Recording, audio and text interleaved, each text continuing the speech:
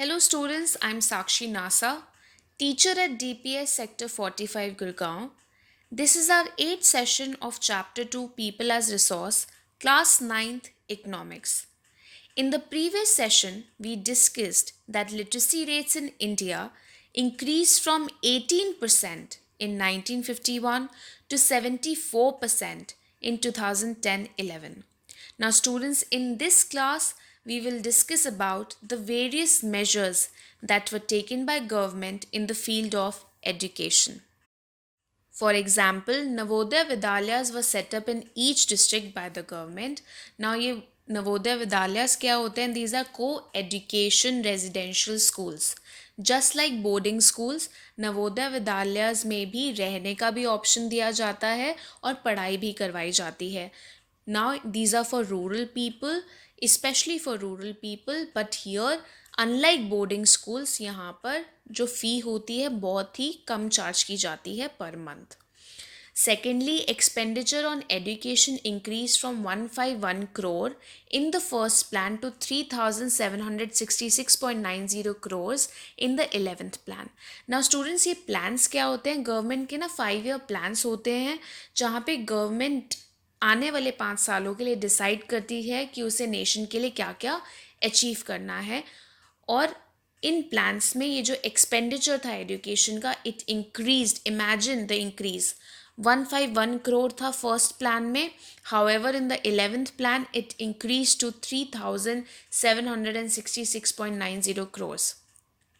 अब हम अगर इस एक्सपेंडिचर को as a percentage of GDP निकालेंगे, we can see that this percentage increase from 0.64% in 1951-52 to 3% in 2015 and 16.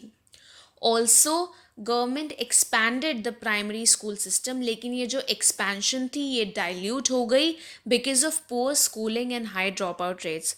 अब पुअर स्कूलिंग कैसे हुई? बिकॉज जो टीचर टू स्टूडेंट प्रपोर्शन था वो बहुत ज़्यादा था. एक टीचर 100 से 200 बच्चों को पढ़ा रहे थे. Also proper teaching ads available नहीं थे. अब अगर हम डिस्कस करें गवर्नमेंट का प्रोजेक्ट इन एलिमेंट्री एजुकेशन, वो है सर्व शिक्षा अभियान. जैसे कि आप नेम से अंडरस्टैंड कर सकते हैं, सर्व मतलब सबके लिए, शिक्षा एजुकेशन, अभियान मूवमेंट या प्रोजेक्ट. सो सर्व शिक्षा अभियान एक टाइम बाउंड इनिशिएटिव है सेंट्रल गवर्नमेंट का. इसका एम क्या है? It aims at providing free elementary education in the age group of 6 to 14 years. Now, central government did this in partnership with local and the state governments. Also, यहाँ पर इस project में enrolment increase करने के लिए bridge courses and back to school camps introduce करे गए. ना जो लोग अपनी एजुकेशन कंप्लीट नहीं कर पाए थे due to family obligations, duties, उनके पास एक चांस था कि वो एनरोल बैक कर सकते हैं और एजुकेशन को परस्यू कर सकते हैं. Also for increasing attendance and regularity, government came up with the strategy of mid day meals, जहाँ पर बच्चों को आफ्टरनून मील प्रोवाइड करी जाती थी फ्री ऑफ कॉस्ट.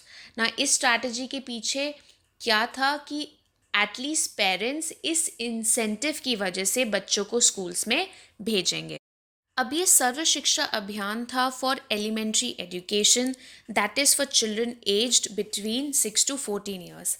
अब गवर्नमेंट ने हायर एजुकेशन के लिए क्या क्या स्टेप्स लिए देखते हैं. This was for children aged between 18 to 23 years.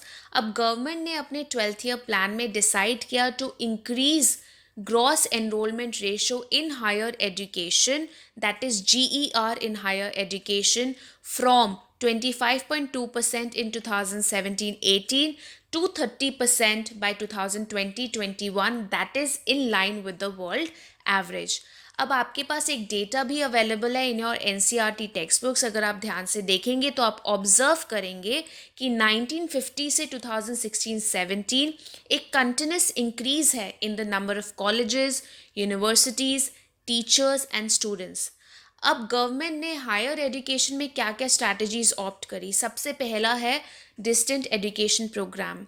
इस प्रोग्राम में अनलाइक रेगुलर डिग्री प्रोग्राम आपको हर रोज़ कॉलेज जाने की ज़रूरत नहीं है।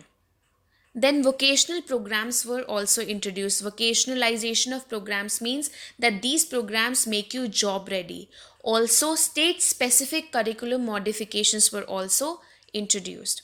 So, these were all the measures that were taken by the government in the field of education.